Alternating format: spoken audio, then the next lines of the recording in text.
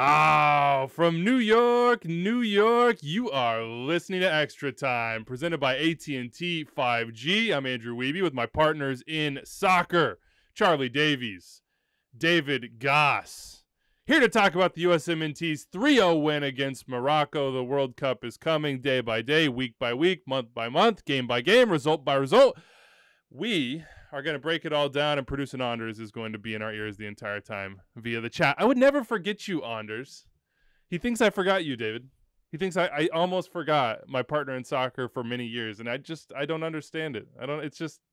It's slander. It's slander. I won't allow it, Anders. When you're an island, it's hard to remember the other islands in the archipelago.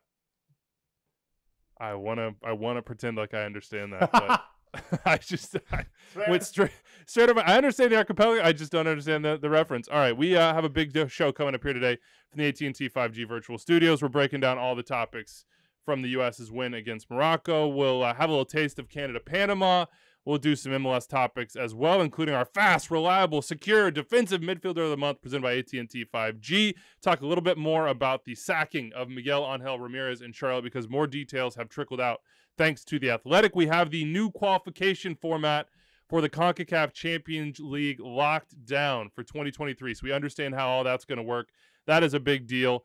And we will go into a big signing for RSL from a little bit of a different route than we've seen in the past. 18-year-old Diego Luna from El Paso Locomotive. He was a Quakes Academy guy, went to Locomotive, now is going to RSL for reported $250,000. Tom Bogert reporting that. And we'll hit some quick mail in the mailbag. Finally get to that content decision we made last Thursday that our guy Mark Real was not too happy about. So we'll educate him on that front. It's a weird weekend, though. Outside of the national team stuff, David, there's a Canadian Championship final this weekend and Vancouver RSL random MLS game. Help the people understand how there's a 2020 final being played. 2020 final? What? Forge Toronto FC? What is this? Yeah, I don't know if you've heard, there was a bit of a global pandemic that happened. So the 2020 final, they played all the way through to the final. They just, at some point, weren't able to get it in. Remember, obviously, also the league seasons kept moving that year. So they weren't able to do it. Canadian soccer has said since then, well, we will play it. They have literally said this over and over and over again. Everyone kind of thought it was a joke. And then they put the game together. On the one hand, you know, all the jokes have been made. Should they have to bring back all their players from 2020? Should... I think it would be either Chris Armas or Javi Perez who would be coach. Should they have to come back and coach the team? But I interviewed Kyle Becker going into this game earlier this week, who obviously plays for Forge.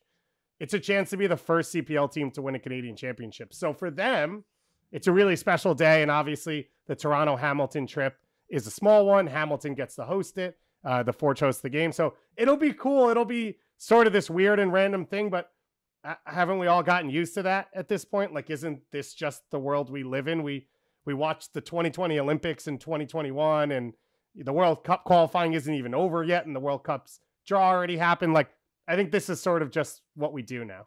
Yeah, asterisks are just everywhere, and you just have to gloss over them.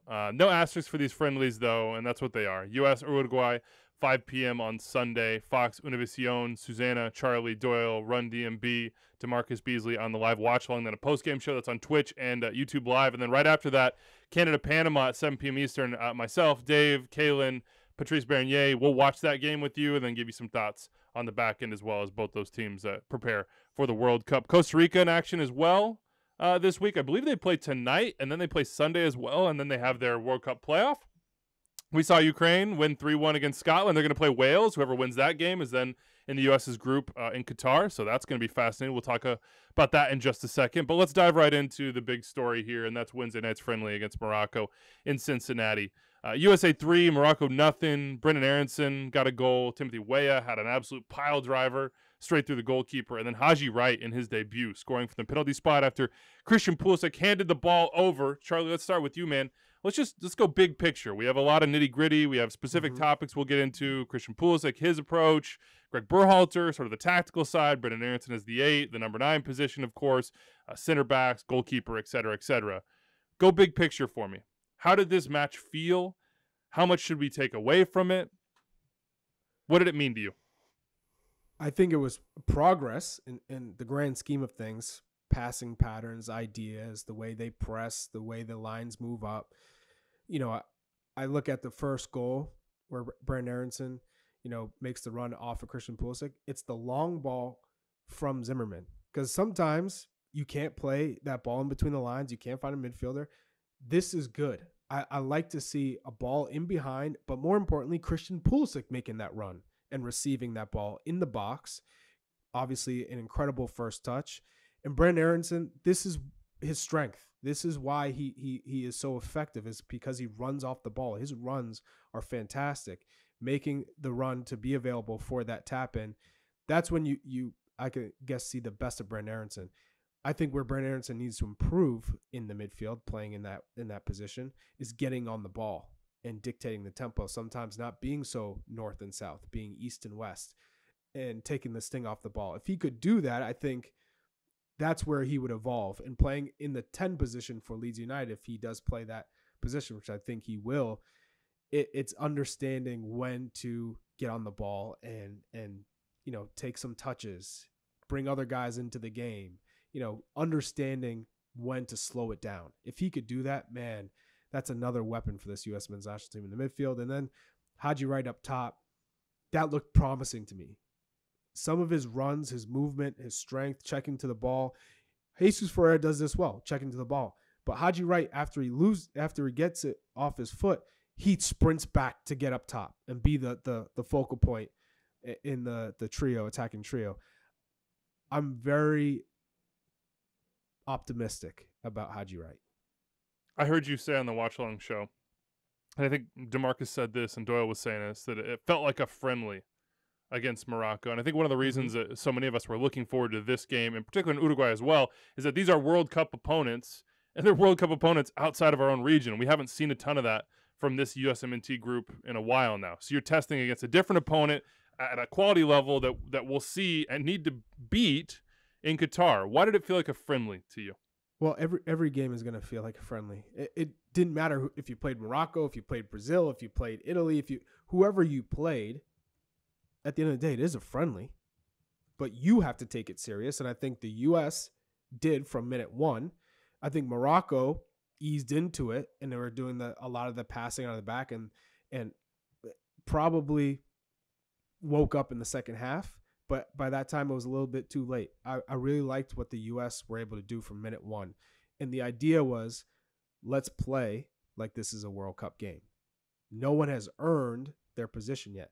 I think Timothy Weah just improved his stock.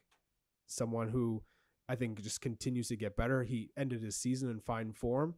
3 goals in the last 2 games. Continued with another goal. So for me, he's taking steps in the right direction.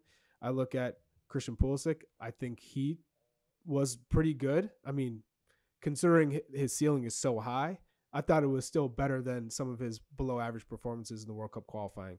So I liked what I saw from him. Yunus Musa, again, was better because I thought he was more influential in the attacking half. He, at times, throughout World Cup qualifying, dropped so deep, and he's like playing level with Tyler Adams at times as a defensive midfielder. For Yunus Musa to be playing in the World Cup with Weston McKennie and Tyler Adams, he has to be more involved in the attack and being under that striker, being the link. If he can do that, as well as, he's in the mold of a Darlington Nagbe.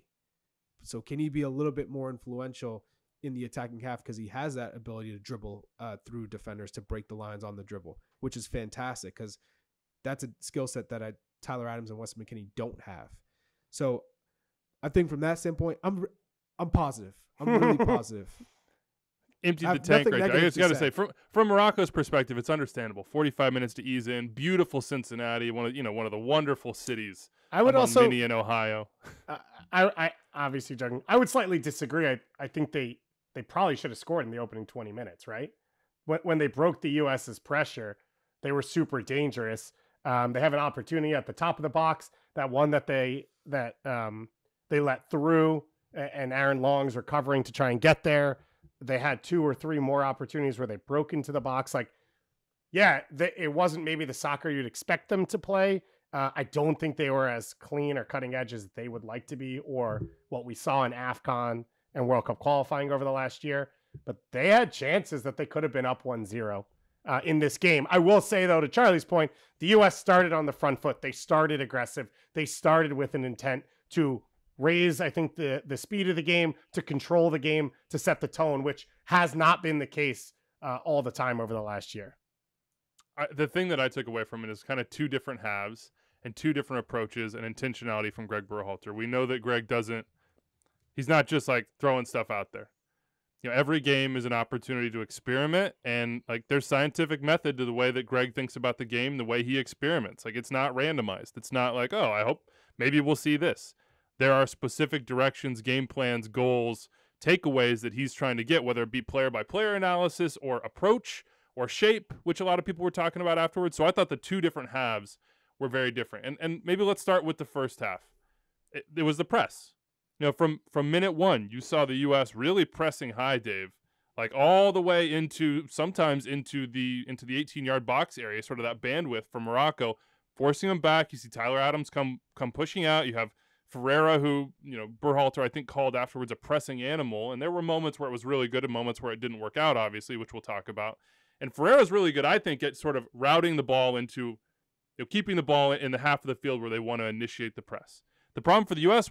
is that was Morocco's right side, and Morocco, when they broke it, were able to hit that big switch to the left side, and then they were off to the races, and Reggie Cannon is scrambling. But overall, there were some good moments that came out of the press. There were also, in the first half, some moments that came out of build-up play for the U.S. where they created chances. In particular, I'm thinking of a couple that Tyler Adams was able to trigger with, I think, sort of deep lying and direct passing into that left channel that we haven't always seen from him, that we've often wanted, where he wants the ball, he's checking both shoulders, he's finding a pocket, he's getting turned, he has the right runners off the ball, whether it's Jedi or Yunus Musa in this case, and he hits a pinpoint pass. But let's rewind back to the press side. What did you think of the press from the U.S.? Was it effective? Is it something you think we'll see in the World Cup? What situations call for it? So I would start by saying that I think that the pool of talent that the U.S. has to pull from should be an all-out intensity, high-pressing team. That should be the first principle of the way they play. We're too late into this process to do that. And so I just think it takes such a long time to build out all of the understandings from front to back to do it really well. And so that will never be what the U.S. is under Gregg Berhalter. And that's also fine. But I was glad that he tried it. And I was excited to see that Tyler Adams was sort of unleashed in this one. I think he's one of the best counter pressing players on the planet. He's obviously really good at helping organize press, at reading the game, stepping in. You saw it at its best for them, which was there's one time early in the game where they try and play through Amrabat 3 times, and he closes it down and closes it down and closes it down. It leads back to a goal kick for Morocco. But then there are the other moments, which is when he's high up the field and they get broken, the only great defensive player in midfield is no longer in front of the back line, and you saw the U.S. be exposed in those moments. When I look at the World Cup and most likely the teams they're going to play against, they're almost all going to be teams that are going to sit back. So I can understand trying to create this weapon, which is, can we at times catch you off guard and attack you? And one, either just up the speed and intensity of the game to try and open it up, or two, catch you in a moment you don't want to anticipate, which is what happened yesterday. Morocco doesn't come into this game saying, of the tape we've watched, this is how the U.S. is going to play. This is how they're going to line up. This is how they're going to extend their line of confrontation. But it's not going to be a surprise if you play it for the next 6 games and then you go into the World Cup. So it's going to be used in moments. I think it's going to be used very specifically, obviously targeting some opponents in terms of when this player gets the ball, that's when we go. But I just think it's a way for Gregg Berhalter to change the game for his team. And I think it's a way to let a lot of these players be comfortable. We've talked about it a lot this week, but Brenden Aaronson, Tyler Adams, I don't know. I can think of other names, but I can't right now. They all play in a pressing system day in and day out. So for them to feel comfortable at times with the national team, you want them to do what they're great at and what's natural to them. Then there are other players like Weston McKennie who don't play in a high pressing system day in and day out. So I think to have those moments for them to be able to sort of jump the game and get involved and attack the other team and force the play, I think will help psychologically as well as on the field. A couple of chances created off that. You think the early one for Jesus Ferreira, he tries to go back post, is palmed away. There's another one where they sort of create some chaos, and Aaron Long heads it back through, and I think that one came back to Ferreira as well from the foot of Brenden Aaronson. But I'm with you in the sense that it's a changeup. Maybe changeup's the wrong quote-unquote pitch, like analogy here. Maybe you're talking about like a knuckleballer who's like, all right, I actually have 90 in the bag that I'm going to hit you with, but I'm only going to throw it 5 times a game, and only when I think it's the perfect timing to try to create a chance or 2 or 3 out of a situation where we might not normally have been getting those from you and to disrupt your attacking play. Charlie, what did you think of the 2-half approach from Berhalter, and what you thought, what you thought he was trying to get out of this game? Well, I think it was obvious to everyone that they wanted to see those fresh faces. You wanted to see Haji Wright, wanted to see Malik Tillman. I think a lot of people have been chomping at the bit to see Joe Scally. Obviously, he came in as a left back and not a right back. And I just don't think that's the best position for him if he wants to get a shot on the national team. And I think, unfortunately for him, the right back depth chart is deep. So unless he can improve, considerably from the moment he goes back to Germany till the World Cup basically camp, I think it's going to be really difficult for him to get on this team. When we talk about Anthony Robinson, who's Charlie, can I just backup? Can I just push back a little and say left back is his best spot because his versatility is what gets him on the plane, right? His ability to play both is what gets him into a roster conversation. If he only played right back, he's 5th on the list. He's not even getting called in. So I would just throw that out there in terms of the opportunity to play there for 45 minutes is big because he has to prove he can play there because that's that's his chance with the U.S. Do you think he helped himself? I don't know that he hurt himself in that. I thought he showed that he can battle. Like anytime he got beat, anytime the game got behind him, he got back. He got physical. He was able to at least kill the attacks. I also would say Walker Zimmerman, Miles Robinson, Reggie Cannon, all these guys, Serginho Dest, started their national team careers. They were bad. And then as they got comfortable, they came back around. Charlie, you getting a food delivery right now? That was if you're not watching on YouTube, that was like a forgetting Sarah Marshall moment. Just like slowly poke her head into the frame. Charlie's just sitting, just very still, no movement. Like we're recording. Charlie, what did you? Here's a question for you. I'm be super specific. Yes. What did you think that Gregg was trying to get out of the second half? To me, the first half, pretty clear. It's like, look, we don't have Dest, we don't have Weston. Mm-hmm. We're gonna move, Aaronson into this position where he can kind of play in the half space in the right channel, and we're going to press because with Ferreira on the field, that's a good opportunity for us to test that out for 20-25 minutes and then to see how sort of the build-out play works with Ferreira dropping in and Aaronson playing that position. What do you think Gregg was trying to get out of the second half with Haji Wright? Because I thought the approach changed a little bit. Yes, playing into the channels for Haji Wright, seeing his movement, playing off of him, I think, and it showed. Because he had some great movements. He also checked to the ball. They played off of him in that manner as well.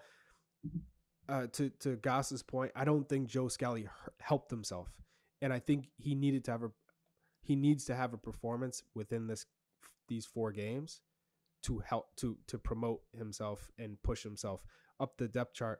Because Anthony Robinson's a player that Gregg Berhalter knows he can rely on to play every game 90 minutes.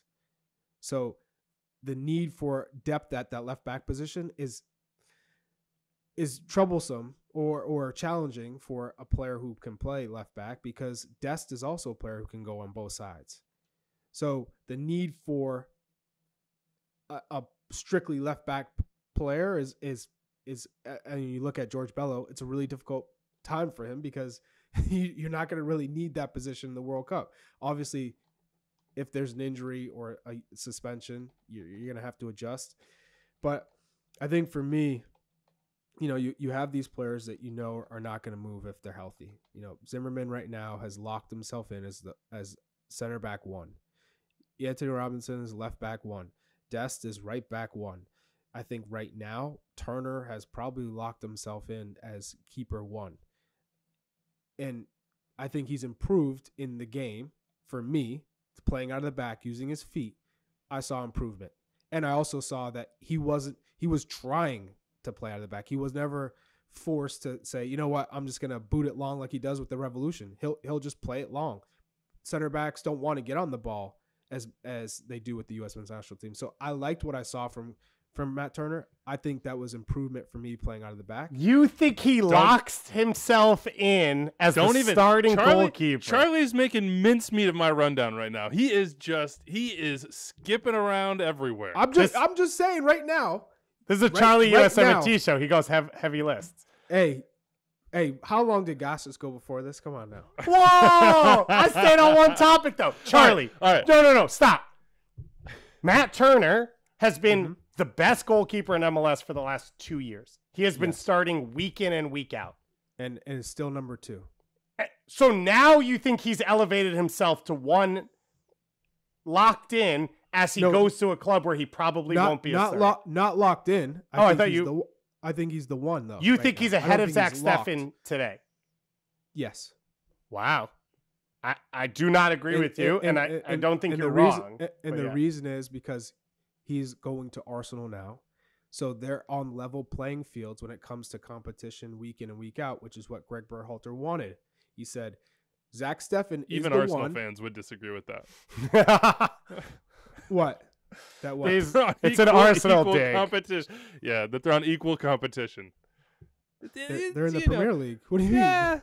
Yeah, but there's a difference between training with Man City and training with Arsenal. And I'm not trying to slag Arsenal here, but it's just there is a difference. There is a difference, but we're talking MLS to it's EPL and less Arsenal. of a difference between the Revs and Arsenal or the Revs and Man City. I agree with that. We're talking light years. We're talking light years. We're not talking minimal. This is light years. All right, Buzz. All right. Let's just do the Turner conversation now because we're already here. Woody. Okay. That's not bad. Well done. How did you think he performed in this matchup in particular? We can probably just take the. Are we talking Matt Turner? Yeah, we're doing the Matt Turner. We're knee deep. I'm on the show with two Midnight Riders, so I was just making sure. Yeah, we're in the quicksand. We're getting sucked down right now. Shot stopping. You're a hater on this. Yeah, guy. You know. Listen, Jerry West said he one if by day, 2 if by night. All right, Dave. I don't know if that's the actual deal. 1 if by land, 2 if by sea. Man. Oh god, we'd all be dead. We'd all be dead. Shot stopping's not the issue, right? Like he showed again in this game as a shot stopper, he is to be trusted. No question about it. It has always seemingly been one environment, but that, as Charlie pointed out, is changing now. And Matt Turner's been very clear about that. Like, hey, this is why I'm going. In large part, it's a life-changing opportunity as well. I'm here for it. I think he should go. He is going. Awesome. That's the situation. It's about playing with the ball at his feet. How did you think, Dave, he did with the ball at his feet? I didn't think that this was a positive night for him. I don't think he did. I came out of this game feeling like he did that he hurt himself. Because I think there's a few specific examples. And I would say we are splitting hairs because that's what we're doing. One, you're trying to be the starter for your national team at a competitive position. So that's what we're going to do because we're looking for perfection if someone can do it at this level. 2 is we don't have a ton to judge off because we don't have a lot of time. I thought there were 3 or 4 specific examples in the game where either he took a bad touch and therefore had to hit the next ball that he didn't want to because he was forced into by his touch, or he underhit or poorly hit a ball. A lot of those were into the second layer, into the second line, which is critical to being able to build out of the back. If a team is going to push their numbers high and come out and meet you as you spread your back line across, then your goalkeeper has to be able to hit the ball over their heads into the next layer and take advantage of the space that exists. That is why Ederson and Alisson are the 2 most expensive goalkeepers in the world because of their ability to do that. Obviously, Ederson in front of Zack Steffen at Man City. That's what Gregg Berhalter is looking for. In that sense, I don't think that Matt Turner was better in this game. Charlie is right that he tries to do more, that he's braver, he's more willing than what he does with the Revs. An attempt to do something you are not good at doesn't put you over a guy who already is good at that thing. Like, Zack Steffen is starting over Matt Turner, who is the best goalkeeper in his league and playing every week because he's good at that one thing. And Gregg Berhalter likes him for that one thing. That game against Morocco did not show me that changed. And maybe it continues to, right? Matt Turner's a late developer. Maybe he continues to get better. And over the next 4 months and training with Arsenal, he gets better. I didn't see that on June 1st of 2022. What say you, Charlie? Fellow Midnight Rider. I strongly disagree with that take. I think Matt Turner, especially on the second goal, building out of the back and without his play, and he had to really fit one ball in between the tiniest of margins where the room for error was almost negative. And he gets it through, they get to the other side, and they end up getting the goal. I thought this was one of his better performances with the national team when it comes to building out of the back, on top of keeping a clean sheet, making the consistent save, no mistakes, giving up rebounds, good positioning, good organizing. The talk was there. You could see that he had a good relationship with the back line, as in particular Zimmerman. I thought this was a game that vaulted himself further up the line and closing the distance between him and Zack Steffen. I would, in my opinion, I've always said Steffen is the one just because he is at Man City. I think he is great with his feet. Sure, there are errors, but all goalkeepers have errors, including Alisson, including Ederson. And, sometimes there comes a point where a keeper just continues to gain confidence and starts understanding how to play with their feet and do it effectively and not trying to be Pirlo, just making the simple pass at times. I think Matt Turner just continues to improve in that area. And for me, at the moment right now, he's vaulted himself to 1. I don't know if he's at 1. We've had this conversation so many times in the past, and we've always come back to the things that Steffen does well that Berhalter values, in addition to the relationship and Man City. I think going to Arsenal helps Matt Turner. I also think the fact that Zack Steffen can't seem to stay healthy for an extended period of time really helps Matt Turner. I wonder 100%. At what point. I wonder at what point, and they said on the broadcast last night, Taylor was talking about that Gregg even brought up Sean Johnson of like, hey, I need a hot hand here. And I don't think it'll be Sean John. It will be Turner or Steffen, in my opinion. I think it's pretty clear that that's the case. But if Zack Steffen can't be a part of these pre-World Cup refs, if he is not available, which he isn't in this case, and you see Turner getting multiple games with the first team and performing at the level they did last night, and I see what you're saying, Dave. I do think that like second level ball, the decision-making process of like, okay, I don't have the easy pass to an outside back or to a midfielder dropping in or a center back in space there. How do I find an effective ball into the second layer, either to a player who has sort of rotated into open space or into a 50-50 situation where we have a chance to win it and push on? Those aren't his sharpest moments yet. I do see that, and I saw that last night, but I agree with Charlie in the sense that this game showed me moments from Matt Turner that I haven't seen before, of him just being comfortable in tight spaces with a pressing team in his box, basically, because Morocco were in some of those situations, in and around the U.S.'s box, pressing, having a man on a man in every situation. He played to the right foot. He played with the right pacing. He played with the right tempo. It was a big step forward. I personally hope that he is the number 1 right now. I think he's earned it.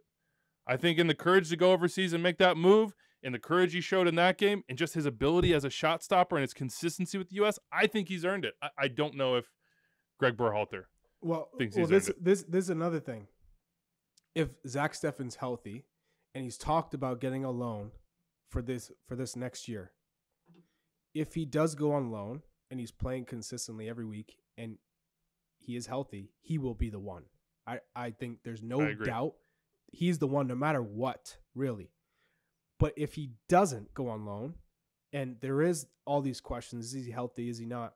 And Turner is in the same position, and maybe he plays a couple more games, maybe he does get a short-term loan or something, whatever that case is. I think his case for the number 1 is only growing. And I think come World Cup camp, he will probably be the number 1 at that point.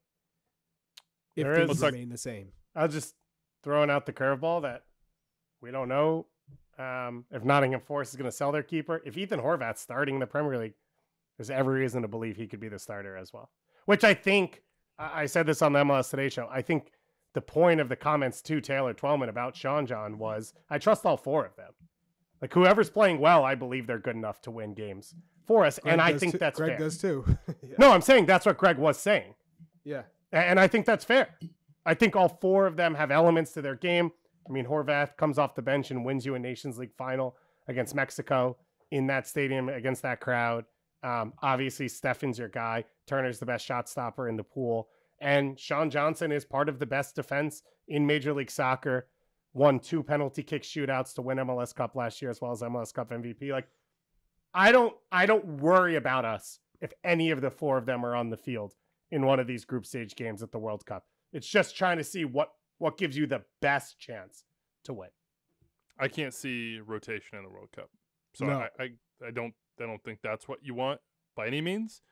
So hey, man, we got a bit of a sprint here, June to essentially October, November.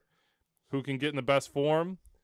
Who can snack/eat lunch while they record a podcast? Charlie Davies. What's for lunch, man? I mean, Nina dropped it off. You must be famished. Just I am absolutely famished. starving. Salad and buffalo chicken tenders. What a Charlie pampered- lives in a what a TGIF pampered man. Fridays. Yeah, thank goodness. Thank goodness it's Thursday. All right, let's talk Christian Pulisic real quick, and then we'll hit to Brenden Aaronson. What'd you think of his match? What'd you think of it? I mean, he sort of poo-pooed the touch a little bit, slyly. It's an incredible touch. Over the shoulder, you know, how soft it was, but also the direction that he takes it. Like, he understands the exact part of the foot he wants to land it on, where to push it, how much to push it, so he can stay under control, cut it back, and find Aaronson. What did you think of Pulisic's game, Charlie? We got some people complaining he dropped in a little too much, and he did drop in a good bit, but I thought he opened up space for others, and he was really effective driving forward, and he didn't have the moments where he was just like inviting fouls all the time, though he did get fouled. When he's dribbling, 3, 4, Yeah, 5 where he's like, guys the only thing come to coming him. here is I'm going to get hacked down. Mm-hmm. I think, on the goal, that's just something we need to see more often. But the fact that he's doing it means he recognizes that that's something that the team needs. That run from him in behind the center forward, which is when Jesus Ferreira plays, that's what you want. Your center forward comes in as an option. He brings your one center back, sometimes 2, and then your winger operates in that space and behind. That's exactly what you want to see. That's the type of movement that you'd like from your winger and your center forward. Haji Wright can do the same thing, which is nice to see. But Christian Pulisic today in that match, for me, did a lot of great things, great movements. Wasn't at his best, but I thought it was a solid performance from him. I thought it was a solid performance from him. Dave? I agree. I thought it was a really good night. On the field, I said this. I've said this a couple of times since the game. I thought the team played relaxed, aggressive, fun, and I think he was the biggest, most evident part of that, of just playing his game, enjoying his soccer. So often we've talked about, especially over the last year, just pushing, feeling like he has to lead. He has to be the guy. The touches have to come through him. We haven't seen him at his best. And every time we've seen him off the bench, he scored, right? Mexico, his ability to affect the game in Canada, like those were coming off the bench with a different type of pressure. And so I thought we saw that from the start in this one, which was really good. I think you're looking at a guy who is probably better when he's comfortable with the situation around him, and having his best friend in Haji Wright and his best friend in Weston McKennie back from injury and Tyler Adams, having all these guys. And I think they've built a culture and a group where now people who weren't a part of that, a Jedi, a Musa, they are now part of that group, gets the best out of him. So I thought that was really good. And I will say this, 2 things. One, on the goal, he drops deep about 25 seconds before the goal to be a part of possession. Dropping deep isn't an issue. There just has to be variance to what you're doing. It can't be every single time. And the the way the three were aligned is what gives Zimmerman the space to play that ball over the top. Cannon and Long are a little bit higher than him, so the lead of the pressure or the line of confrontation for Morocco doesn't know if they should close out on him. And it gives him the time to look up and pick out that ball. And he says in postgame, I saw the change of pace and the look from Pulisic. We're learning how to play with each other, and I hit that ball. I don't know that opening occurs if they are in the flat four and there is someone closer to him. So those are just two things that I noticed in watching it back. And you're right, Charlie. I mean, when you watch back Jesus Ferreira, it's not a hard run. He's not checking back aggressively. He's just sort of drifting back toward the ball. And the space that is open is the center back following him, just taking 2 or 3 steps forward. Pulisic bursts in that space. The other thing I'd point out from the goal, and this is where Brenden Aaronson's strengths are sort of self-evident, nobody recognizes sooner the opportunity for the trailer on that play than Brenden Aaronson. You can just sort of see like the light bulb go off from him as the ball is in the air to Pulisic. I mean, it is almost immediately. And this is where you see some of those reps from Salzburg and the Union and just sort of this direct north-south play pay dividends, because he's off and running. Like, he turns, he goes, he's at a dead sprint. Nobody else on the field, defenders included, and Jesus Ferreira included, is at a higher position on the field, see that moment the same way Aaronson does, and he's in the perfect position for Pulisic to feed him. I just love watching Christian, and the chemistry I think is a good point.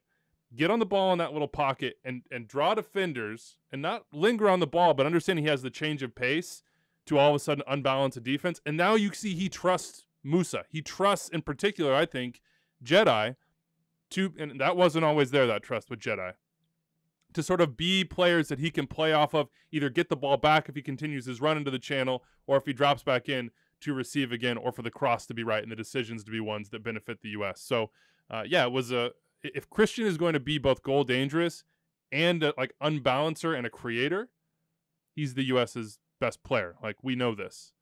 We've just expected so much and not always gotten that high level that people have gotten, I think, a little bit down on what he can bring at times. He is, again, the U.S.'s best player. And if he's at that level, I think we've got a really good chance in the World Cup in all 3 group games. Aaronson is the 8. Did you like it, Dave? What did you think he did? A lot of people are saying he's the man of the match. He had some nice key pass opportunities, had a good shooting opportunity for himself. Obviously, the goal was set up by Christian.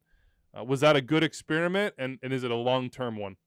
Yeah, I think it was good to see him play well in that spot on this team. It's obviously where he plays with his club teams, and we had only seen him once or twice with the U.S., and it was early in his national team career where I think he was a bit overwhelmed. So it was good to see him settle in and I think find the level. Obviously, I talked about it at the beginning of the show, when they got broken in their pressure and Adams was higher up the field, he was partially one of the ones who struggled with how to help close off the attack in transition, how to help the back line.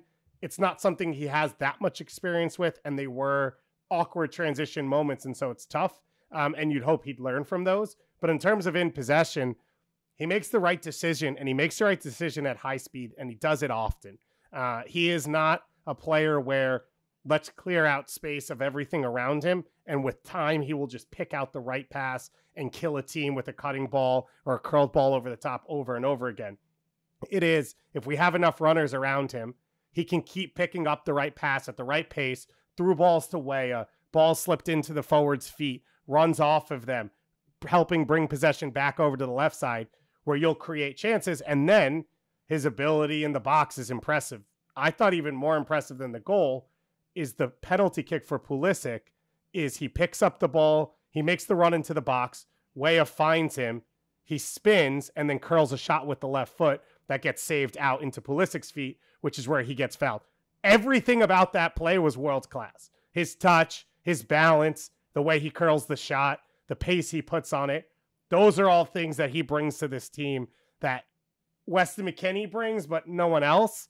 And so I think you walk away from this game and say it works.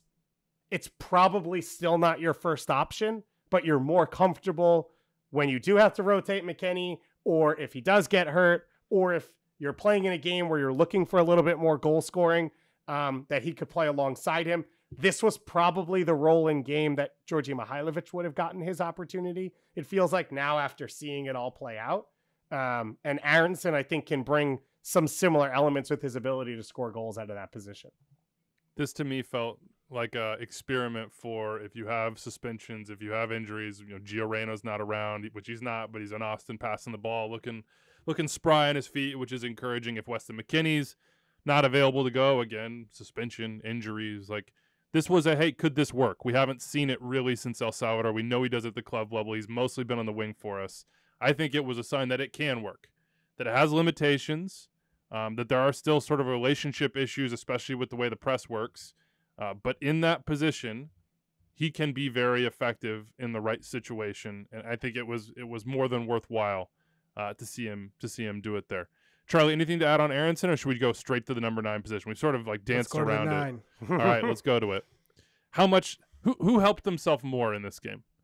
Jesus Ferreira, who did not score but had some good opportunities, and we know that Gregg likes him as a sort of the point of the press as well as a guy who can drop in and create, or Haji Wright, who got his debut, got a goal. I mean, I'm not going to say it was gift wrapped, but it was handed to him by Christian Pulisic. He had to put the ball in the back of the net, and he did it. He had some other good opportunities as well, wasn't able to finish or find the right pass in those situations to get a goal out of it. Who helped themselves more? In my opinion, I'd say Haji Wright helped himself more. And it's not the goal. It's the movement, it's the play, and the relationship with the other players. To come in as a newcomer, get your first cap, but have it feel like you've been there the whole time, I think that speaks volumes in terms of how he was received, because these are all, his former teammates with the youth national team. And it was almost like, we got another brother in the locker room, and so I think there's a lot of potential with him, and it was a promising first appearance for the striker in a position that we really need someone to solidify and to know what we're going to get, someone we can rely on with runs, with the way he plays, being multi-dimensional, someone who can score, who can beat people off the dribble. I think there's a lot left to be, spoken for when it comes to the U.S. men's national team number 9. But I like the start. I really do. And I think Jesus Ferreira didn't hurt himself, but he didn't help himself. Jesus did what we know he can do, right? He can be sort of a 9 that drops in and is a creator. I thought he did well getting onto some of the, understanding the movement after some of the pressing moments the U.S. had to get himself in position to have a shot. He had 2 really good opportunities. One off the press that kind of gets dropped off to him at the top of the box, right-footed, far post, gets saved. Another one in a situation where Long wins a header, it comes right back down, and he receives a pass from Brenden Aaronson, but again doesn't finish. And maybe that's sort of the consistent thing that is a worry, Dave, is that since 2020, this is 10 games. It's not a huge sample size. It's only 475 minutes, 4 starts, but 3 goals, and the 3 goals are all in sort of like blowout games. One, I think, is 7-1 against Trinidad and Tobago, and the other was a 5-1 against Panama. Are you concerned at all about this quote-unquote lack of finishing? Yeah. I am. Okay. I thought the opportunity they built up to close the first half, it would have been just a gorgeous goal, like one of the all-times for the U.S. And it's in a space that you want him to show that he can be that 9 and finish for you. Listen, I know he can do it because I'm watching him do it with Dallas. But if he's not going to be on the field. The same way with Giassi, the same way with all these other guys that we're talking about, right? Like, it comes down to results. And again, in the same conversation as the goalkeepers, you're splitting hairs because you're looking for the best out of a pool of players that are super talented. So he goes into a game, and I agree with what both of you said. He did a lot of really good things, but he had 2 big opportunities. One massive chance in on goal centrally, and he's not able to finish. And that's a large profile of his job. So yeah, I worry about it because I don't know that we have a striker who does everything well and finishes. And the hope was that what Ferreira is now doing week in and week out in Dallas allows him to be that player, because he hadn't played that position all of last year. I don't know. That wasn't proven against Morocco. So you do always worry about things. Now, I will say to everything Charlie said, I thought Haji Wright was really good in this game. And I thought the best aspect of his game was his connection and his ability to help create for his teammates. His touch was clean. He's creative with his touch, layoffs that were curled at the right speed to the right foot. to help his teammates and then create for him, right? That chance to open up the second half. He comes back, wins the ball to Pulisic, and then it ends up an opportunity for him breaking into the box 20 seconds later, all the way at the other end of the field. So I thought he was really good in those moments. I think he deserves more shots in this camp. Should he start against Uruguay? That's Yes. going to be the biggest question, because to me that's Absolutely. the only change you make, then it's a statement to Jesus Ferreira that what you've done for 6 months didn't really matter, and that Haji Wright won it from you, or won the opportunity, because the spot's not locked in 45 minutes or 2.5 days, whatever I it don't is. think so. I don't think that's the case. If he's the only change, Mhm. that means Berhalter is saying, this is my best 11 right now, and you've lost your opportunity to play with them until you win it back, or Haji Wright gives it back. And There are all Nations he's League done- matches. I don't think it's the only change. Okay. So then think- I can understand it. I think Eric Palmer Brown probably gets a look, if I were to guess, alongside Zimmerman. Maybe it's Eric Palmer Brown and Long, or Eric Palmer Brown and Cameron Carter Vickers, but I think we're going to see that. And I think Haji Wright gets a look from the start, because, it's one thing coming in as a sub and doing well, but I think you want to give different types of looks. Maybe it's an instance where Haji Wright starts, depending on how well he does in that 45 minutes. Maybe that's an opportunity to move Timo Weah up at the 9, or, because what you're going to get from Jesus Ferreira. You don't necessarily know what you're going to get from Haji Wright. So this is a test. You want to test some of these new players. You know what you're getting, and I think it was also good to see what Jesus Ferreira looks like against top competition. You've seen what he does in MLS. You've seen what he's done in World Cup qualifying.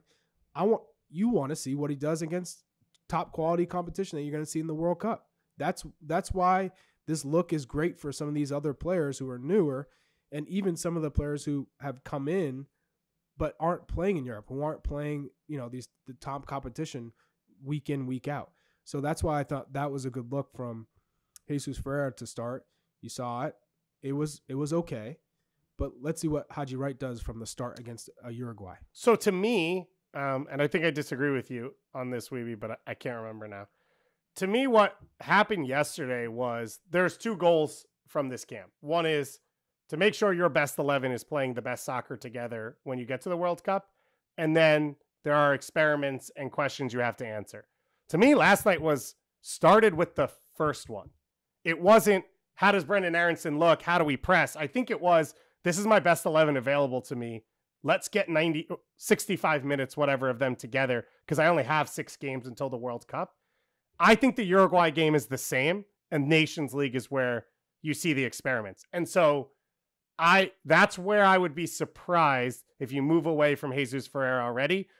Not because I don't think Haji Wright can win that spot, because I don't think 45 minutes is enough to work on the best players playing together and becoming a cohesive unit. This is an unprecedented World Cup cycle. This is your chance to do it. Like, this is your World Cup, your pre-World Cup camp. This is where things get solidified. And you don't have everyone available to you, but we should probably also give up on that.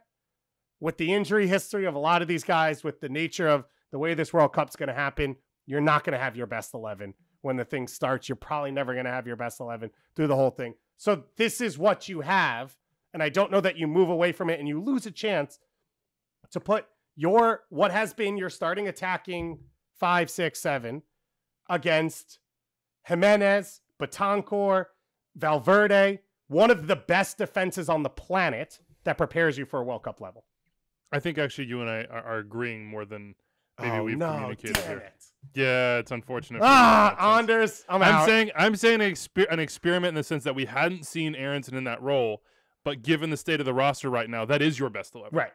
So you've got to see how it works, and you've got to give it reps before you get to the World Cup and have a situation where you're like, oh, well, Arena's out, McGinney's out, he's whatever it might be. We have to play Brenden Aaronson in this position because that's our best opportunity to win. You need to have done that before against top level competition. So I think we're saying the same thing. The only thing I would say on the Haji Wright and Ferreira decision is, do you think that Uruguay is going to be more of a counter-attacking team where actually Haji Wright's ability to run in the channels and hold the ball up and be sort of that, or a target perhaps, is more valuable against that competition than Jesus would be. Wouldn't Because it you be think less there'll be valuable more- because you're going to have to break down a low block? Wouldn't you Perhaps. want Jesus's float and creativity and ability to move the game around more rather than Haji Wright running into the channels like Charlie talked about? Or Well, I'm not saying necessarily the channels. I'm saying more just like as a target. I guess that would be. That would be more of what you're saying, because there's not really a target on the field if you're talking Jesus, Christian, and Timothy Weah. Yeah, My point has always been the striker, whoever it is, needs to be able to do both. Whether you're playing against a low block or whether you're playing against a team that keeps a high line and is pressing, you have to be a striker who figures out a way to make a difference. But Charlie, and be effective. This goes back to last week. It's June of 2020. I don't know that player exists or is developed enough or will be in form this year. So now the question is, where do you go from there? You give a test. Okay. Yeah, Well, I think that's fair. If you think Haji Wright can be that guy, then now is your chance to do it. I get that. Yeah. All right. Any final thoughts here, guys? Thank you. We didn't do the center back side of it, but I think Walker Zimmerman, Aaron Long is pretty clearly your top pairing right now. And that's heartbreaking to the anonymous Twitter accounts that populate the USMNT conversation sometime. CCV I didn't think he was like terrible. I didn't think he was great. I thought he had a really rough moment on the ball that's crossed in that he sort of whiffs on with his header, but nothing that stands out there, nothing that vaults him over anybody. And it's probably a situation, as we've been talking about, where you might have some mixing and matching, but I would expect Zimmerman and Long to start the next game again. I don't see any reason why you wouldn't be giving those guys all the reps in the world that you can. Luca De La Torre is fun. I like him. I think great change of pace off the bench. He does a lot of things that Yunus Musa does as well, in the sense of getting on the ball and driving forward. He doesn't look like a guy who's gonna have he doesn't look like athletically he's gonna be that guy when you just sort of look at him, because he's sort of can be a little languid and smooth, but all of a sudden when he decides he wants to go north south, he takes off and he just runs past people with the ball at his feet. Super impressive to see that. Malik Tillman, Charlie, any first impressions there? Languid is what comes to mind with him. Just didn't seem super. Not a ton of urgency. I didn't feel from him, and maybe that's just his style of play. I don't want to give him demerits for that. He just seems like a guy that's smooth, very controlled.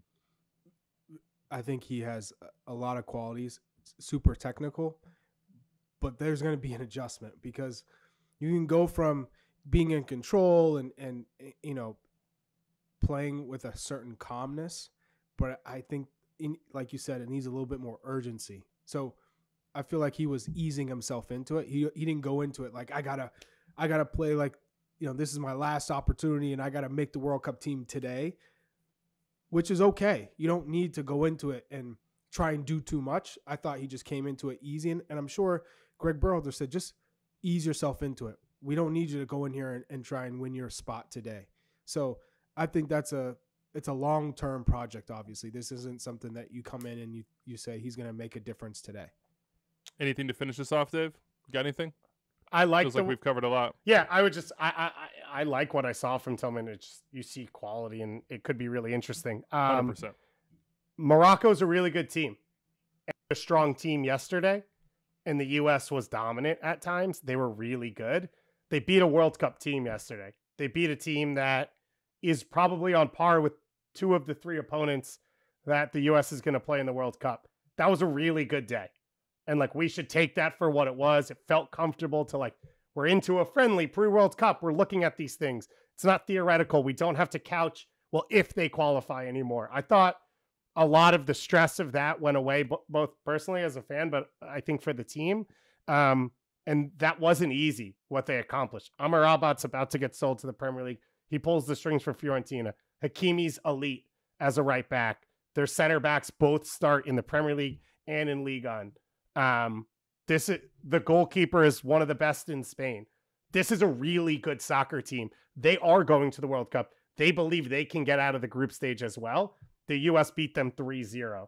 So that's the road you want to be on. This Uruguay team is stacked. So I'm excited to watch what happens on Sunday. Sunday, 5 p.m. Eastern, FS1, Tudeyene. We have a watch along for that one on Twitch and YouTube Live starting at 4:45. Doyle, Susanna, Charlie, DeMarcus Beasley. Should be a really fun time. They'll do a post-game show afterwards, taking questions. Get in there, ask them what they think, ask them about the stories. Just put it on as a second screen. Come hang out with us. We'll do the same thing for Canada and Panama as well at 7 p.m. Eastern. I'm just happy Canada got that one scheduled. Got it in, baby. After some changes. The two things I think, and we'll finish here, that I think Gregg will be thinking about on tape as far as like improvements, especially on the defensive side of the ball. We talked about the transition moments when the press gets broken, if they're indeed going to press. The other one to me is set pieces and like that sort of like you won the first ball, Morocco gets a second ball, it gets recycled. I thought Morocco was pretty effective in creating opportunities out of those situations. So I think that's going to be somewhere, especially against Uruguay, that the U.S. is going to have to focus, and they might be tested just a little bit on that. Okay, let's dive into some MLS stuff, hit the mailbag, and get on out of here. Let's start with let's start with the CONCACAF Champions League. New format announced for 2023. 27 clubs are qualifying. 5 of those get buys to the round of 16.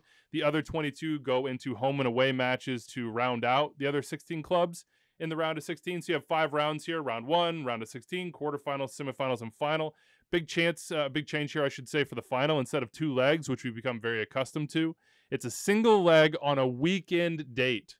So that's one of the like little logistical things that's not so little that I immediately circled when I read through the press release and saw the format of just a single leg final on a weekend date. I think that's a big deal because it's difficult. Though we love it, though I'm sure that all of you at home are like, man, I'm all in on CCL. It's difficult 2 legs on Wednesdays, basically, to drum up and drive the level of interest that you'd like to have in a continental final. So I like the single leg on a weekend. You also want it to be an event, right? You want, that's what I'm saying. You want like, the city to, so people can go, and the city to be built around it. Do you do, CCL final events on Saturday morning and Sunday and on Friday? Like that's how you build a game up.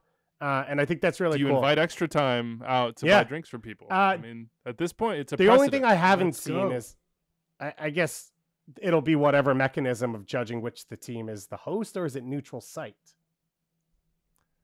I did not see that as well. And if it was the host, you'd think it would be the top seed through all of the previous Which is games. Always weird because that's based off goals scored and results, but not head to, like, you never play each other, right? And Seattle was the top seed, which is why they got the home leg second. Which is less important I'm not sure what that's than you being the only team that hosts in terms of really, is it how many goals you score, or the Revs didn't even get to play Cavalli, right? How does that affect you? So I'll be interested to see how that goes. Would you prefer neutral site or top seed? I would prefer top seed. Neutral site games, it's not the same feel. Yeah, I would prefer top seed because I think it also puts additional importance on every single performance that you have in the lead up to that, and it also gives us, the nerds out there that like the track seeding and things, Thomas Formoso, an opportunity to get their spreadsheets going, to have a conversation of like, hey, look, you got to get this result if you want to host the final in whatever leg it might be in this game. You can't afford to lose. Like, this team has been dominant. They've been dominant in the competition. They get to host. There's like a just reward on that side as well. You can go to CONCACAF or MLSsoccer.com for all the qualification here. It's complicated, but it's not. I will give CONCACAF huge props for putting out graphics that are actually easy to understand as to how and who and in what part of the competition you qualify for. That has not always been in the case in the past. It has been super confusing at times. There are basically 3 buckets that these teams are coming out of to go into the round of 16 and then round 1, which is 27 teams. You have North American clubs, Canada, US, Liga MX. So that's coming out of, Liga MX, Apertura Clausura champions, MLS, the MLS Cup champion, Shield, the opposite conference winner, then the 2 next best clubs. That's important. There are more MLS clubs getting in, which is what, many care about here. And Liga MX, I think, is going to have a real sort of critical mass of clubs in this. You have Canadian Championship, Open Cup, both of those send their champion. Leagues Cup gets 3, champion, runner-up, and third place finisher. And that's where you might see, and I'm just speculating here, either Liga MX or MLS, get a couple extra teams in there. Then you have the Caribbean and you have Central America. They'll have their own cup competitions that will push. In the case of Central America, it'll push 6 teams in. The champion of that competition will go into the round of 16. Then you have 5 other teams going to round 1. That's clubs from Costa Rica, El Salvador, Guatemala, Honduras, Nicaragua, Panama, Belize. And then in the Caribbean, you'll have the champion going to the round of 16, and then 2 more going to round 1. Dominican Republic, Haiti, Jamaica, Trinidad and Tobago. I just think that it's going to be more variance in terms of what clubs you see in the competition, because there'll be more clubs from the Caribbean and Central America and more clubs from MLS and Liga MX and CPL as well, because they're going to get 2 spots. That's positive to me. I want to see variety. I want to see diversity in approach, in nation that they hail from, in league, in path. And I also love to see that there's 2 additional competitions for these teams in the Caribbean as well as Central America to have something to build toward, another cup to win. So it's not just, hey, we qualified for CCL, but, how did we get there? Yeah. It's a true test competitively for them. What do you think, Charlie? I'm with you 100%. And this is only going to make CONCACAF grow stronger. The competition, the significance on these matches. I'm pumped. And I think Seattle has paved the way for MLS to take this serious and kind of, I'm really excited to see what the World Club Championship looks like, because if Seattle can have some success, even so there, man, that's just gonna I think make everyone realize how important the competition is. More opportunities here. I'm just doing some napkin math. MLS could very reasonably put 7 teams in of 27. That's obviously more than we've had in the past. And you're talking MLS Cup champion, Shield, the opposite conference winner, as I said, the next best club in the standings. So the best clubs as it pertains to performance of regular season, champion of the Canadian Championship and the champion of the US Open Cup. Then there are also 3 other spots for Leagues Cup. We don't know how that's going to go. But you are going to see more MLS teams tested in international competition than we've ever seen before between this new CCL and Leagues Cup. And that is only a good thing for the growth of the league in terms of our competitive ability, facing different types of competition, having to build rosters that can survive, and not just survive but thrive across multiple fronts. So it's going to be fascinating. I can't wait for 2023. So, Dave, what do you think? Any final thoughts? And we'll get it rolling. Expanded CCL, I think, is good for the region. Just more teams getting to play at that level. This is how you grow the game, is by having opportunity to sprinkle some of the resources down from the highest spending, most established leagues in this region into other leagues. And it's a better chance to see players, right? It's going to help players from Central America and the Caribbean get scouted and seen in Mexico and Canada and the US. And I think it's going to be really fun to watch it go down. And I like the way it feels like everyone's been brought in for the CPL to have an ability to get in as the top division in Canada. Sort of shows you, I think, what CONCACAF's trying to build. And we've talked about this on this show a bunch. I think Leagues Cup's going to be really special. I think the future for this region can be really special. Like, it's building something new where in Europe and in South America, you're trying to reestablish ties or sort of figure out what the future is for things that have a great past. Here, I think it's about building something new that can be stronger than it's ever been before. And this feels like a roadmap to that. Or create a super league. And it would be that fails banging if you did. So one quick correction. You're probably sitting here thinking like, wait, 2023. Okay. Well, the club competitions in the Caribbean and Central America that qualify into Champions League start in 2023. The actual new Champions League with this qualification status would start in 2024. So there's been a lot of changes. It's all confusing. I'm going to throw it back to what Dave said. Look, with the pandemic, we're just filling in the blanks, man. We're playing 2020 championships in 2022. So cut us some slack. MLSsoccer.com or CONCACAF.com have the full details there. Really quick, let's I don't know. Do we need to reanalyze? We'll see the Miguel Angel Ramirez sacking. You guys read the Athletic article? Basically that Ramirez and Zoran Krneta didn't seem to have a great relationship, though Krneta said publicly that everything was fine, that Ramirez was frustrated about promises he felt hadn't been kept, whether that be on the facilities side or on the player recruitment side. and that the squad, at least in part, had turned against Ramirez. John Hayes in Charlotte reported that one DP refused to play for the club after the international break if Ramirez was still in charge. It seems like that is Karl Swiderski. Really busy week in the Poland camp for their strikers when it comes to club relations between him and Robert Lewandowski. And Adam Buksa. Anything else? And I guess so. Anything else to add on this front for Charlotte? I mean, I wrote a column on it basically saying Charlotte's got to get their house in order and get it in order quick because you don't want a Cincinnati repeat. Exactly. Inter Miami, turmoil in the front office, in the coaching ranks, in the direction and values you want your club to have is not a recipe for success in MLS. So they gotta figure out what they're about and really get that side of the house aligned and go forward from there, because this is not the start that you want to have, and it's a self-inflicted wound. It's a crisis of their own making. You know, they can say, hey, this didn't work out, but they're the ones that made the decision, did the due process. They had a whole deal like, hey, this is like a scientific method to figure out who our next head coach should be, and they landed on a guy, and it was, for them, the wrong choice. So, yeah. I throw out Chris Smith wrote a piece for the 90th minute as well with a couple sources that just came out, sort of what they are seeing from both the Miguel Angel Ramirez camp as well as from inside the club about how this decision came about, and similar to what you said, which was in The Athletic, of the way the players in the club were affected by his comments. Of it's always one of those things, right? Coaches talk about transfers and pieces, and it's like, well, if I'm in a team, I guess, Charlie, if you're a player on a team, you're always assuming they're talking about someone else, right? Like if a coach says, I need more players, you always assume it's going to be in a different position and make the team better, because it does mean they're bringing in replacements and competition for you. Mm-hmm. That's just the way it works. I've had it happen where I'm playing and it feels like I'm playing well, and our GM at the time when I was playing for the Revolution was like, we need a real true number 9. And I'm like, true number 9?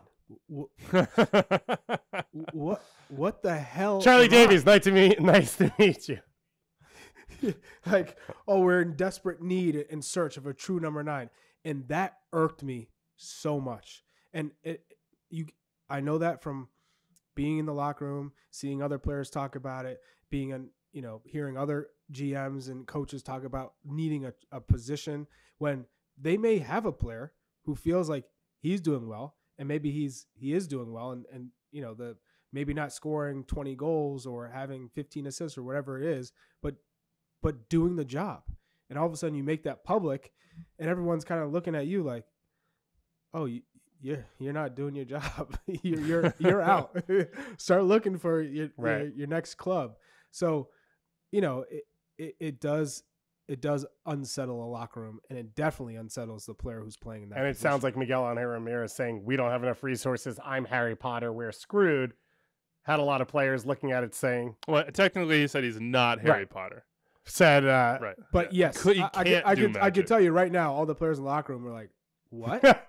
Well, and The Athletic reported that after he said we're screwed, that he had to have a meeting in there and sort of clarify that and be like, well, I have faith in you guys, but we need more. And I don't think he's wrong about the fact that they do need more. I mean, if you everyone look at watched them bring Machis to Charlotte, right? There's no secret behind the fact that they brought a DP to the city to sign, that they messed up. Everyone is then aware that everyone thinks that's the player they need, that they don't have. So like from a minimal point of view, it's pretty obvious and blatant that that's the case. But maybe not the best way to rally your guys behind you. No, the psychology behind it is horrible, atrocious. He's like, you guys, we're going to be horrible. But go out there and, but win one. But I trust you. You're great. Win one for the gaffer. If I need a bunch of crappy results, you're my squad. All right, we're gonna get this one done. Guys, I joke. Yeah. Speaking of looking for some better analysis on Thursdays on Extra Time. So if anybody out there wants to host or feels like they have, if any agents or intermediaries want to get in touch, I'm just kidding. This is the squad. Let's talk quickly. Diego Luna to RSL. Joseph Hutchison hit us up. Tom Bogert reporting that Diego Luna, who's an 18-year-old attacking midfielder at El Paso Locomotive, had previously been with the Quakes Academy is signing for RSL for about $250K transfer fee, which is a big deal, USL to MLS.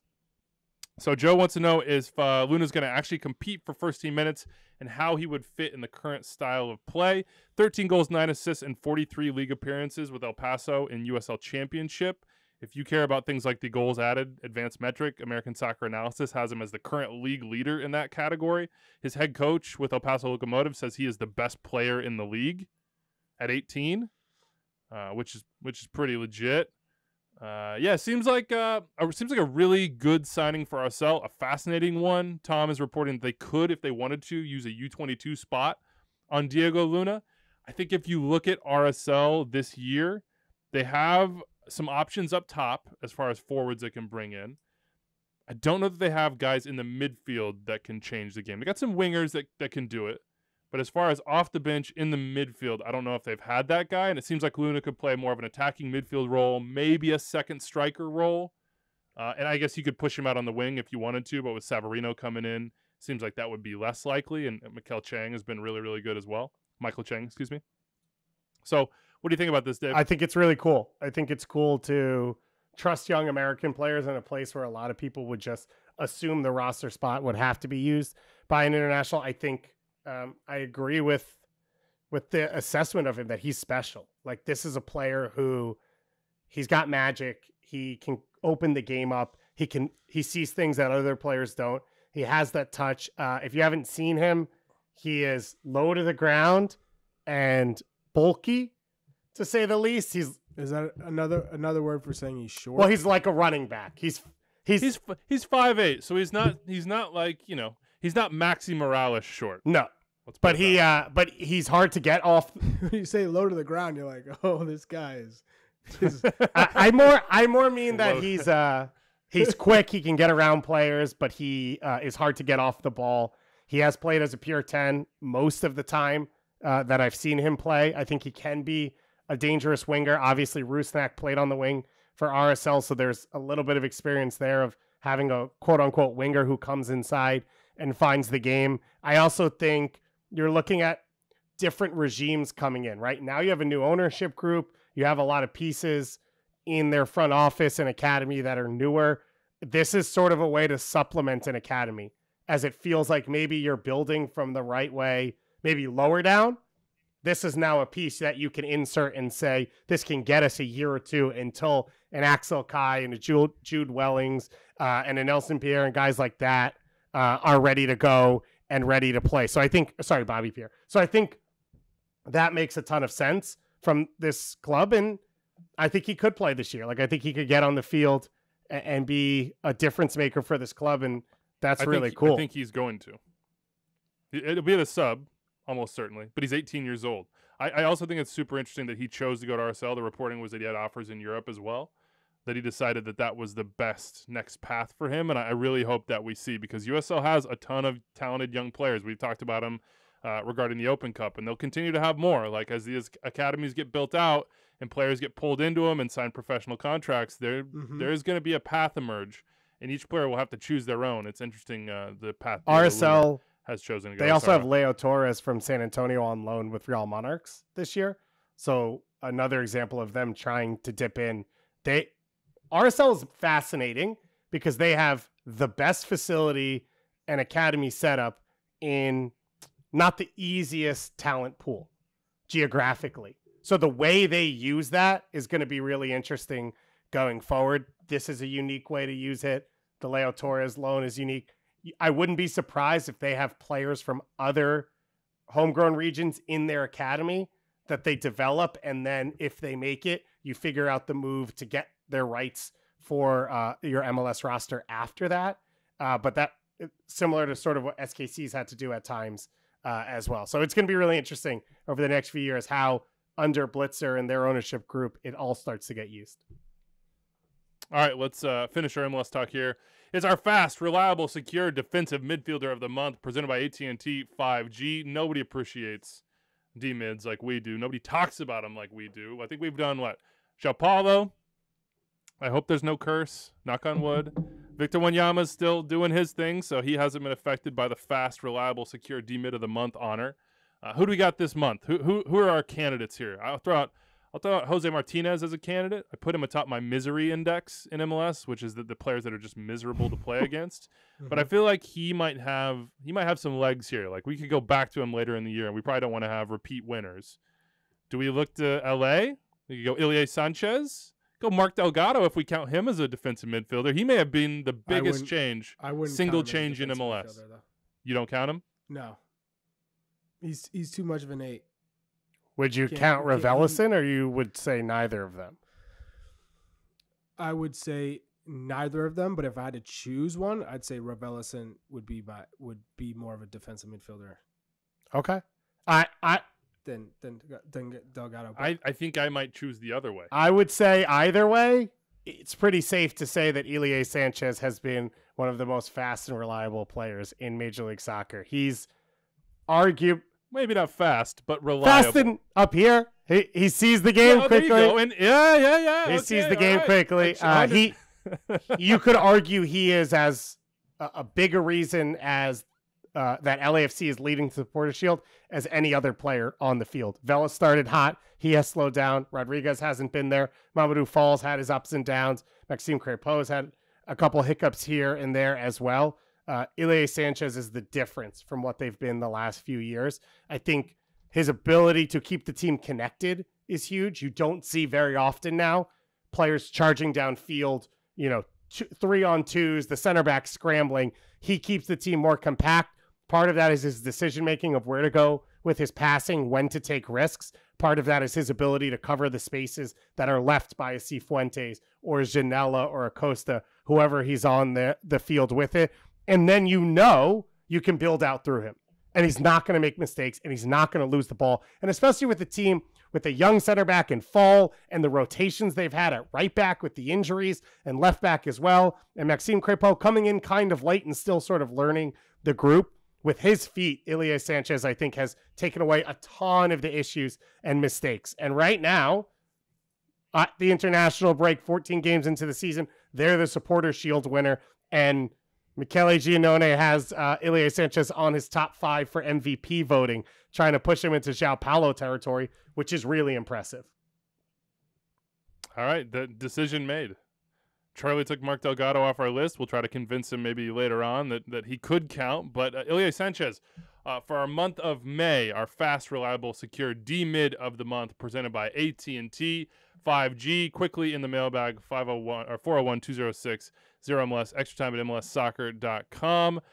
First one here from Stark Weather. Is Luquinhas the best Red Bull signing since, I don't know, who would it be?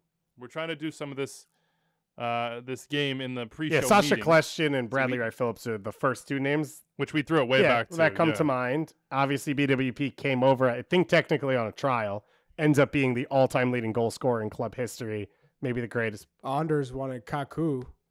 Yeah, and that's sort of the same profile as Luquinhas, right? Where they have to pay a big transfer fee, which is a little bit out of their sort of normal DNA, whereas Sasha was a return, a relationship with Jesse, a known commodity in MLS, and BWP was just a complete unknown, like a flyer that turned into arguably the best signing ever. The two that come to mind since then are Frankie Amaya. I don't know if you count that because it's a trade, but it was resources for an acquisition, and now he is the hub of the team, and Carlos Coronel as well, who's arguably the top 5 goalkeeper and obviously had been in Philly, but nowhere like this, and they bring him in and then sign him permanently after that. So those would be the two that pop up, but Aaron Long is another one, but I know you might push back on me because he was in the RB2 system, but it's recognizing talent and then, regardless, having to integrate and develop it. Now he's probably we get it, Weeby. We're not taking away the credit for signing him and developing him. Okay. It just doesn't fit the answer to the question.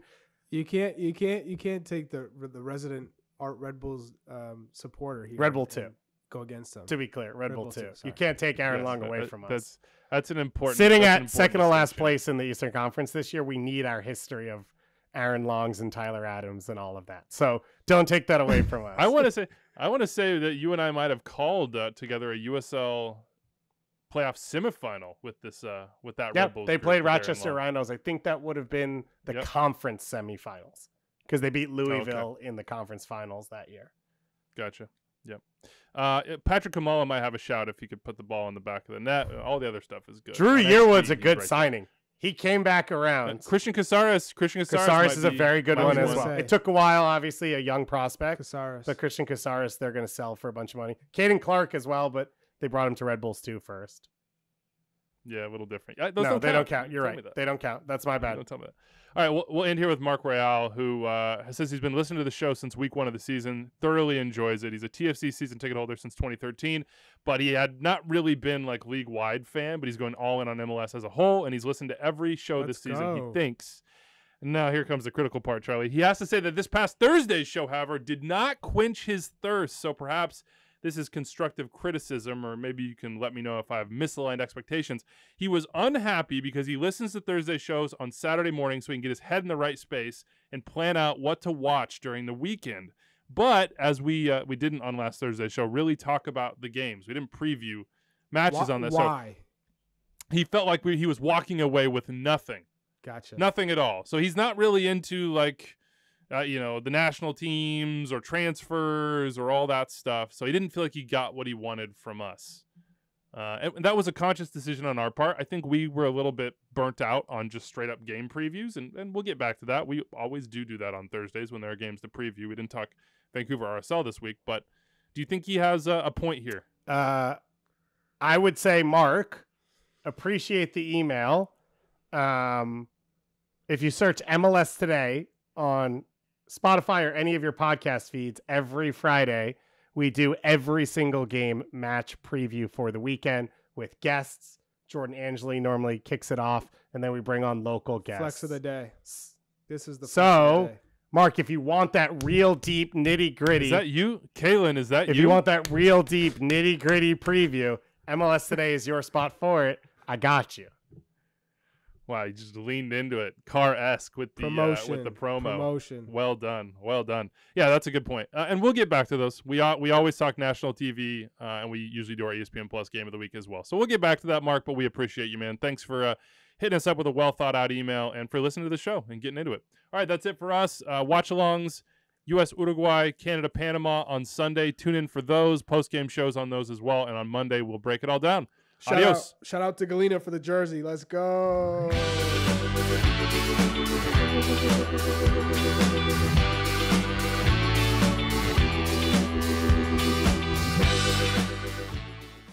Congratulations. You made it through more than an hour of extra time. That means you love the show. And if you love the show, you probably want more episodes. Click right here for more episodes of Extra Time and here to subscribe to the MLS YouTube channel. Thanks for following along.